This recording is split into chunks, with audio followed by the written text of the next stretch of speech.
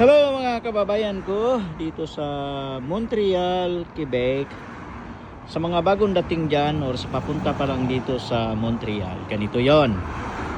Ang public transportation dito is TM. Yan is TM. Yan. May sariling pulis.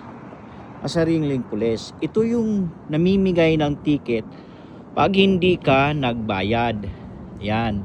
Ngayon, ganito yon. Pag nakita mo to sila na nakapark sa labas ng metro, ganyan, wag ka namang daya. Magbayad ka na.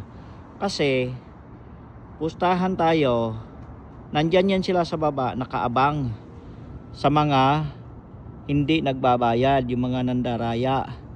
Kasi, alam nyo na, ang area na to ay ghetto. Ayan. Or, merong nire-respondihan yan sila na krimen or gulo. Pero karamihan talaga niyan, namimigay ng ticket yan. Yan sila, dyan sa baba.